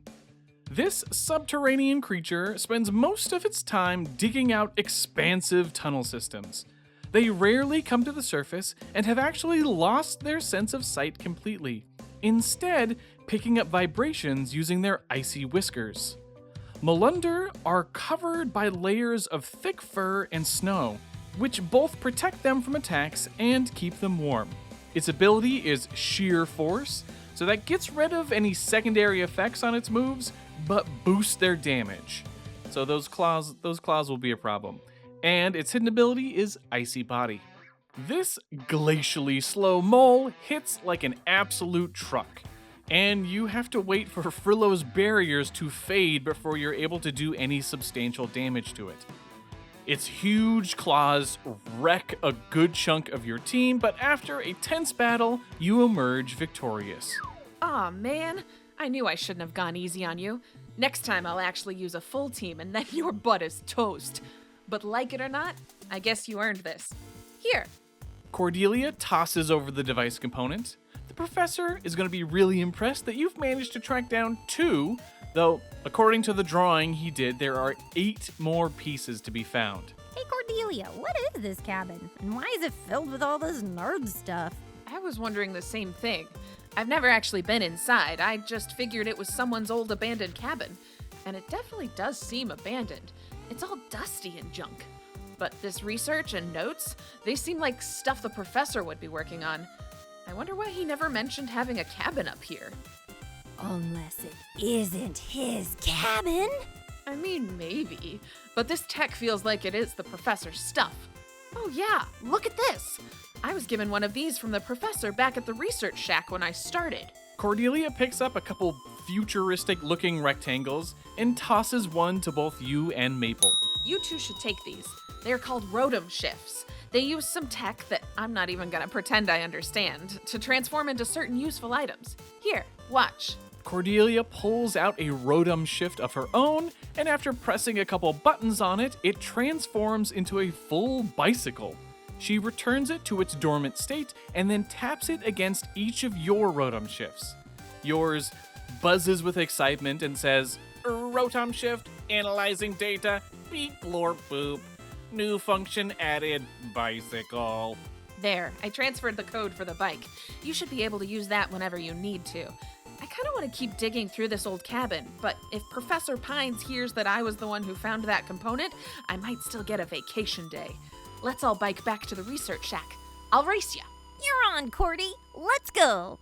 You all leave the cabin and book it through the snowy terrain until you are on flat enough ground to use your new bikes. You try to beat them, but a couple new Pokemon get in your way and you can't risk missing new additions to your decks. Okay, this is going to be the start of a very fun 3-stage rock line. Thematically, we're looking at sculpture and gargoyles. But when you're carving a piece of art, you have to start off somewhere, so we get just a block of stone. Yes, a block of stone with some little stumpy legs. The silly part, of course, is the face, which I'll explain when we get to the dex entry. But before we get to that, I have 2 fun facts. One, I wanted a cube design somewhere in the dex because I have a completely unnecessary goal of having some of the Pokemon be the same shape as various dice used to play tabletop RPGs. So this is our 6-sided dice, or D6, but I have plans for at least a couple more dice-shaped designs. That'll be fun. It's not necessary. It's kind of dumb, but we're doing it. We're doing it anyway. And the other neat thing about this design that you'll see here in a second is that it has a really bulky HP stat, especially for a first stage. But as it evolves and more of its body is chipped away, while its other stats may go up, its HP stat will actually drop ever so slightly as it keeps evolving. Okay, let's go ahead and meet Cubesque, the block Pokemon. When they first hatch, these rock types are near perfect cubes of solid stone with 4 stubby legs. From there, they smash their bodies into their environments in hopes of cutting grooves. No 2 Cubesque are the same, as they choose their own features. Though not particularly pretty, they are quite proud of their appearances. Its ability kind of has to be Rock Head, and that protects it from recoil damage. It's so used to smashing into things. And the hidden ability is Sturdy. You see a bunch of these tumbling about a rocky outcropping, just having a grand old time smashing their faces into one another. But as you examine their silly behavior, you notice something dart behind a tree nearby, and you go to investigate. Okay, so this is one of my favorite cryptids ever, just because it is so dumb. The Fresno Nightcrawler is something that was just apparently caught on video one night just strolling along in California. A pair of them, actually, a big one and a little one, so that means this does need to be a 2-stage line. But yeah, they're really just legs, like ghosty fabric legs going for a walk. Now, they seem to be some type of fabric puppet, but they're so cute and fun nonetheless. And since we are starting out small, instead of being pants walking around, we get shorts or short pants or underpants or whatever you want to call it. Okay, it is ridiculous, but I do love it. Let's go ahead and meet Resnick, the short pants Pokemon. This rare ghost type is still a mystery to those in the Hoenn region.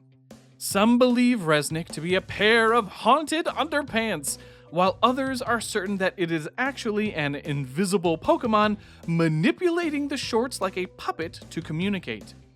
They are quite shy, but they have been seen approaching trainers they admire. Its ability is Prankster, so it gets increased priority on status moves, and the hidden ability is Mummy. Resnick is very shy, but senses that you mean no harm and bounces over to you. You'll have to let me know if you would want to add it or any of the other new Pokemon to your team. After that, you finally make it back to the research shack.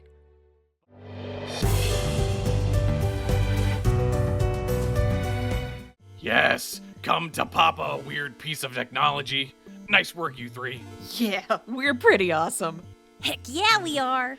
And I just got off the phone with the twins' parents, and I guess I shouldn't be using family solely as unpaid labor. So we're gonna go have some fun. Maple likey. Yep, there's a fair in town, and, well, I definitely won't be using this as an excuse to put up flyers for the Research Shack tours. And you know what? Since you were the one who actually found the missing component, Cordy, why don't you tag along? Yo, seriously, Professor Pines? And what about the lovable moose who also found a piece of that machine and taught the twins a valuable lesson about how awesome Pokemon battles are and the power of friendship? Sure, Moose, whatever. But you two are gonna help me put up posters while we're there. Oh, and kids, we're gonna run into some of the locals at the fair, and most of them tend to be a bunch of nutcases, so you've been warned. Okay, Pokemon Mystery Research Shack team, let's head out. That's a really clunky name. How about Love Patrol Alpha? Or the Fighting Zigzagoons? I regret saying anything. Let's go. You all make your way across the Hoax region and to the town of Twin Falls, where there's a nice little fair that's been set up. It's a pretty popular spot, and you wander about with your sister Maple for a while until she lets out an excited gasp and runs to a fair booth. Oh my goodness. We can win a Pokemon egg here. You two want to play? I'm Terry, the mayor of... And in my off time, I run the Pokemon daycare. This little game is a way for me to give homes to some of the Pokemon eggs. All you have to do is toss a ring and have it land on an egg. Who knows what you'll get? It's a bit of a challenge, but the two of you are both able to get your hands on a Pokemon egg. Now, in order for these eggs to hatch, you need to carry them with you. The more steps you take, the more they can sense how much you care about them, and the faster they will hatch. But it may take a while. Little egg, I already love you so much. Let's get some steps in together. Ah! And with that, Maple has begun doing laps around the whole fair in order to hatch her new egg. You continue on where you see Cordelia is talking to some moody teenager. So, Cordy, this whole fair thing is pretty lame, right? I don't know, Valentino. It's kind of fun. Oh, yeah, I mean, it's like lame how fun it is. What? I caught a new Pokemon. Do you want to see it? Sure. I got it from that egg game. It's pretty hardcore, like me. Valentino lets his newest catch out of its Pokeball. Okay, I'm not going to say too much about the inspiration for this design, as I'm hoping people can maybe guess where it's going to go. But to start off, we've got a baby Pokemon that is a cute little piece of candy. I love the character Candy from Gravity Falls, so I wanted to work in the swirl from her candy costume. And I figured this would also be a nice place to bring back some of that puking gnome inspiration. So it's gonna look like it's barfing, but that's actually just its tongue. But yeah, that's basically it. A wee piece of candy. Colors came together easy enough, though the shiny is a pretty subtle reference to the show. Let me know if anyone picks up on that. Okay, let's go ahead and meet Rapid, the candy Pokemon. While it does have legs, Rapid instead chooses to slide around on its multicolored tongue. It secretes a sweet syrup that allows it to slide about with ease, though this sometimes results in it spitting up sugars onto its trainer. Rapid cannot resist sweets and even eat the candies that others find disgusting. Its ability is Sweet Veil, so that prevents it and its friends from falling asleep, and the hidden ability is Sticky Hold. You don't really know Valentino very well yet, but this seems like an odd Pokemon for him to have, but who knows? As it evolves, maybe it'll match his vibe a bit better. This little booger is pretty stinking cool, Valentino. Oh yeah, totally. Maybe I can win you one? Sure.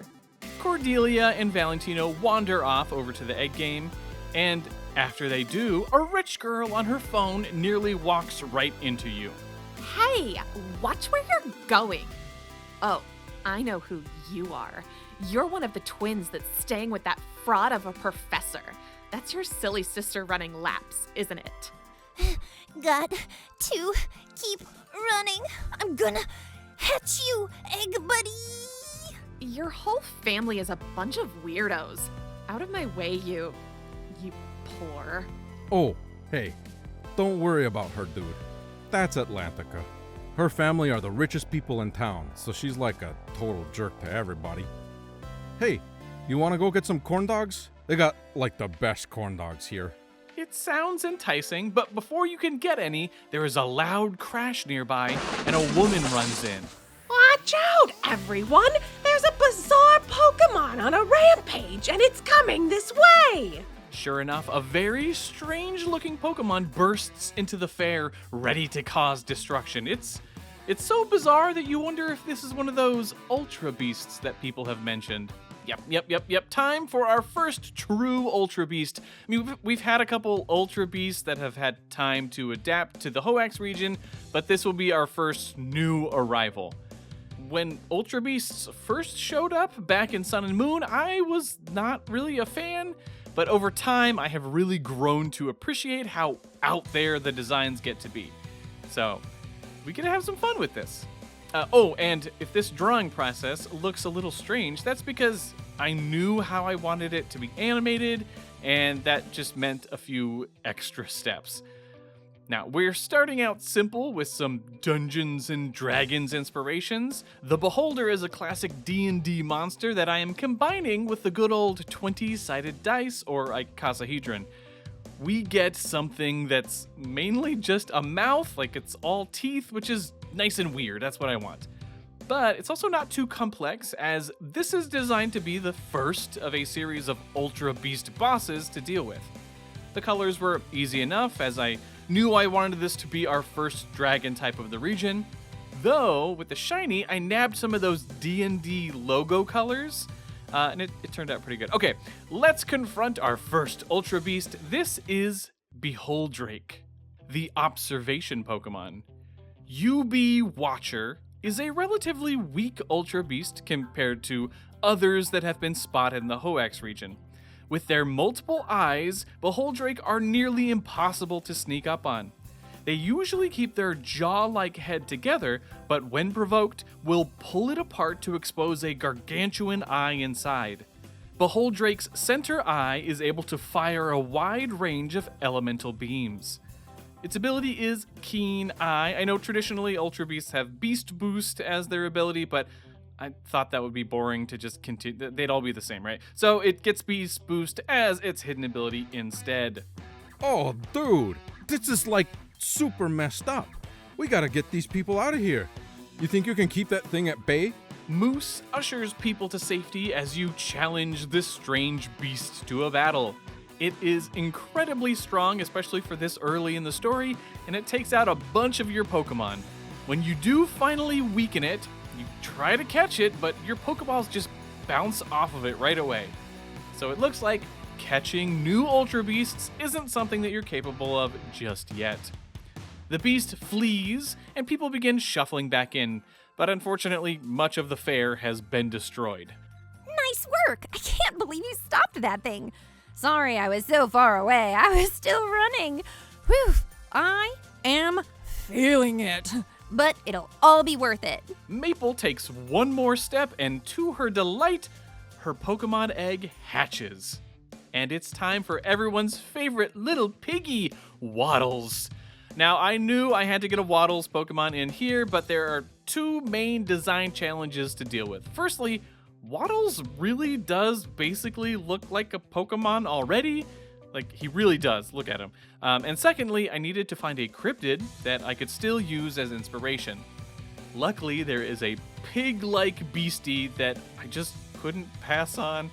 This is the Squonk, of course, from the Hemlock Forest of Pennsylvania, another silly American cryptid. The Squonk is all wrinkly and gross-looking, and it knows it. It is so aware of how ugly it is that it is horribly depressed and cries all of the time. So we get a sad Waddles. And I was able to take that wrinkly skin and folds and whatnot and use them to suggest a Mabel sweater. Helps us slide the needle towards cute while still referencing both things. I almost made this thing a water type, as it would have been totally justified with all the tiers, but I decided it wasn't best to give one of the 3 starter types to Maple's ace, so we went a different direction. Okay, let's go ahead and meet Maple's new bestie. This is Squarrow, the ugly pig Pokemon. This unfortunate creature is covered with warts and wrinkly skin. Squarrow hatch, knowing exactly how unappealing they are, and quickly become consumed by self-loathing. Though extremely rare in the Hoenn region, they are easy to track as they leave trails of tears wherever they go. Fortunately, a loving trainer can turn their melancholy demeanor around. Its ability is Drizzle. We gotta get those tears in there somehow. And that sets up rain whenever it enters battle. And the hidden ability is Magic Bounce. But being as lucky as Maple is, it seems that she hatched a shiny. It's pink and adorable, and Maple nearly faints from happiness. Even your Pokemon is a freak. Your whole family is a disaster. Hey, Atlantica.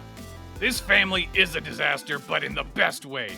This sickeningly sweet angel neurotically hatched an egg in record time, and this little idiot stood their ground against a rampaging Ultra Beast. Yeah, these dudes, totally rock.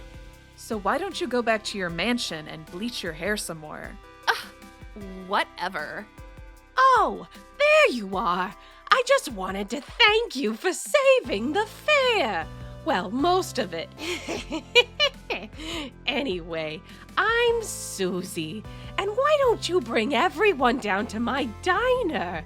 Pancakes are on me as a reward. Free is my favorite number. All right, research team. I think you mean Love Patrol Alpha. Let's get pancakes.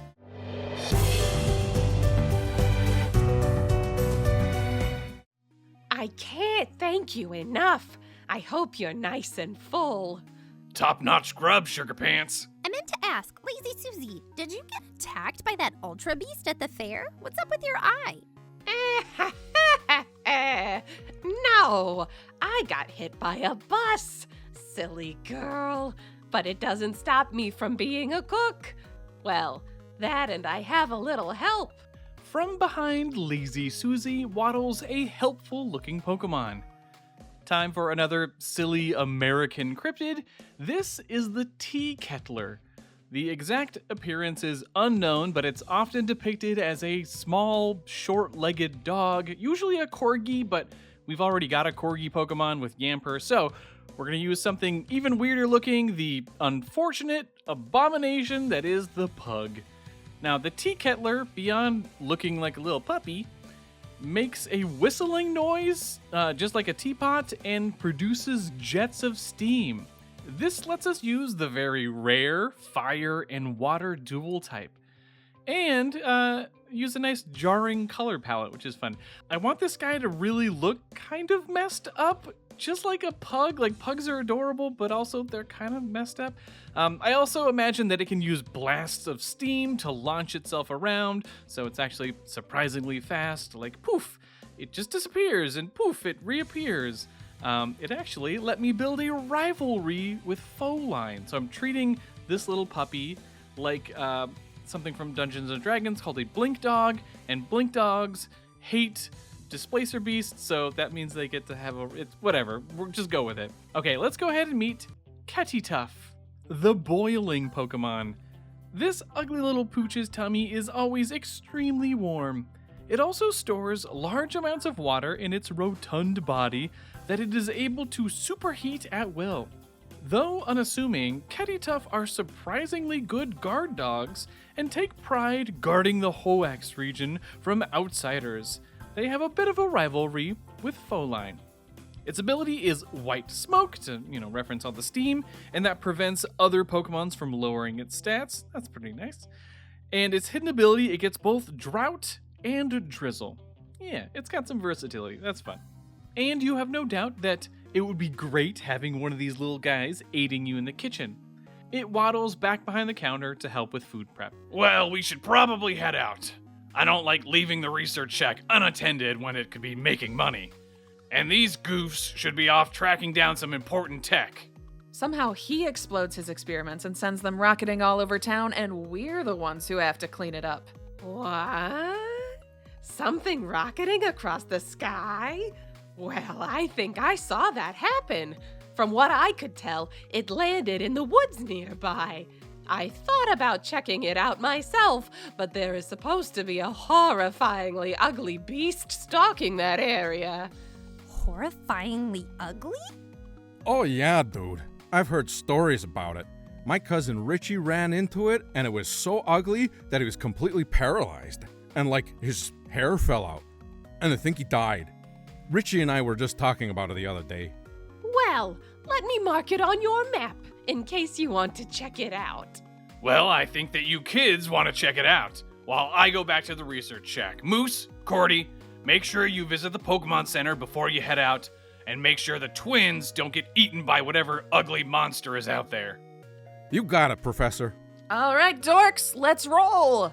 You head out and walk over to a nearby kiosk building, which appears to be a combination Pokemart and Pokemon Center. It is manned by a very hip young man. Hey, yo, dogs! What up, and welcome! How can I be of assistance, huh? I can sell you some goodies or straight up heal your Pokemon to full health. You look familiar. Was your face ever on a cereal box? At some point, most probably. Yeah, he used to be a part of a boy band, but when their bus broke down in Twin Falls, they used it as an excuse to pivot to working in Poke Centers. Yo, we just had to get out because the music business is straight up predatory towards its own talent. You feel me, Ham? Did you just call me Ham? Oh, and also they run the cab company too, so you can always get picked up and returned to a Poke Center, no matter where you are. They do a lot of odd jobs around here. Word. Plus, we get to work with some Pokemon unique to the Hoax region, which is lit as heck. A little Pokemon shuffles out. It's the same as Maple's, but not shiny. The two Pokemon oink at each other happily. Now let me heal up your dang Pokemon already. The helpful ex-boy band member gets your Pokemon ready to explore the woods and even gifts you a free item for your first time visiting a Pokemon Center. This is the Flame Feather. It gives off quite a bit of heat just holding it, and if you have an unevolved Idle, it pops up and seems transfixed by the feather. That's right, it's time for our third Idle evolution. This one is going to be pretty straightforward. We're looking at the Phoenix, but since Idle isn't always the best at copying things, it doesn't get to be a fully formed flying firebird. Instead, as the story goes, when a phoenix dies, it's reborn from its ashes. So we've got a pathetic little fire chick in some goopy ashes. Colors were, easy to figure out since it's a fire type and it's got the ashes. But I was able to have some fun with the shiny. You'll see, but it looks like bird poop. Okay, let's go ahead and meet the third Idle evolution. This is Fitchix, the toasty bird Pokemon. Idle that are exposed to the Flame Feather item attempt to embody its fiery aura, but end up burning up completely upon evolution. Fitchix are surrounded by a mixture of ash and goo. Though relatively large, they prefer to act helpless and have others bring them food.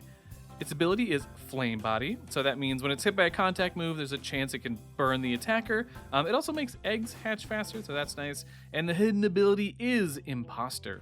But you'll have to let me know if you would evolve your Idle into this fiery bird, or if you want to hold off for the final Idle option. You also have the opportunity to buy any other items or moves that you may want, and then you turn to the deep forest to the south. It's pretty confusing, but luckily you are able to follow the general coordinates Lazy Susie gave you, since the forest itself is littered with seemingly random, disorienting signs. On your travels, you run into a few familiar Pokemon like the Stinkimp, Stitchum, and the very rare Squirrel. But as you travel through, it seems that two of your Pokemon are actually ready to evolve. First up is Tintus. Being our regional bug, it's gotten all the experience it needs to evolve, and at a nice low level. Now, we are going to get weird here. I knew that I wanted a cocoon form that looked a little bit like the egg sacs that praying mantises have, but I also wanted to play up the idea of lenses more, so that's why it's got all these eyes looking around. And lastly, and probably least importantly, I have a number of designs that I wanted to look like dice. So we have a 6-sided dice with Cubesque and a D20 with Beholdrake, and now we've got our 10-sided dice. Again, not important, but I think it's funny, so we're doing it. Okay, let's go ahead and meet Isidron, the Lens Pokemon. Now wrapped in a protective cocoon, a number of sturdy refractive lenses allow this bug type to keep a constant eye on its surroundings. Inside, Isidron actually only has 2 eyes, but the way that their lenses bend light make it appear as though they have 7. The ability is still Tinted Lens, which is fantastic and doubles damage done by not very effective moves, and the hidden ability is Compound Eyes, obviously. And it looks very happy to be observing the world from its new protective cocoon. It's sure to evolve again, but who knows what it might become. But let's go ahead and take a look at our other possible evolution, Hoaxian Dunsparce. Now this one is a little bit of a cheat, as Hoaxian Dunsparce evolves when it learns a certain move here, Twin Needle. Normally it wouldn't learn this move until level 32, but it happens to be available at Pokécenters for a pretty hefty price. So basically, you'll have to have gotten quite lucky and happen to have purchased it earlier. But let's see what we get. This is going to be our take on the Dunsparce. Now, I had asked for input on what evolution it should get, and the response was just completely split between something cool and something derpy. So we're going to end up doing a split evolution. And today, we're starting out derpy with the Dunsparce. It's basically getting the same multi-segment body plan of regular Dunsparce, but with the Hoaxian bug legs. Now, while the first stage had some intentional Caterpie references, we're going to use a bit of Butterfree for the evolution and give it some cute antenna and practically worthless little wings on its back. And with all the suggestions for exciting secondary types, the Dunsparce doesn't play that way. It's actually going to stay mono bug. I think that's funny. All right, let's go ahead and check out Hoaxian Dunsparce, the land snake Pokemon. While the Dunsparce elsewhere have multiple sets of wings, the Hoaxian variant has a single pair. These wings aren't able to lift its hefty body off the ground, but somehow the addition of this slight lift lead to this Pokemon moving even faster with its multiple legs. How the Dunsparce wound up being as fast as it is has stumped researchers.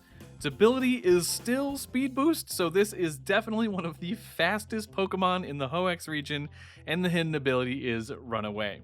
Now, let's be real, there's an almost 0 chance that you happen to have gotten the move you needed to evolve this beast so early, but who knows? I don't know, maybe you're the luckiest trainer ever. Anyway, I just needed to slip this design in since we're doing a split Evo. And actually, you know what? Let's go ahead and take a look at the decks as a whole real fast. We've got quite a few new Pokemon to start filling things out, but especially after adding an Ultra Beast in the last episode near the end of the deck, so we've got quite a lot of space open. Your starters are around level 13 at this point, so evolutions aren't far off, but you'll have to let me know if there are any other evolutions that you are hoping for.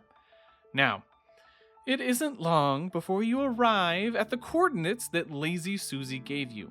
You find a small crater of scorched earth and moss. Maybe this fiery crater will lead us to some sort of clue as to where the device component may have landed. Look, there are some tracks. Something must have picked it up and taken it this way. Something? Like something horribly ugly? Maybe. The tracks definitely lead into that cluster of trees over there. You guys ready for this? Cordelia leads you towards unknown horrors. Alright, I'll keep this fast in case you are watching this as a super long marathon. A huge thank you to all the Patreon supporters, especially Angel, Cyberlord, Mason, Alphabloom, and Leo Vega. Alright, see you in the next one.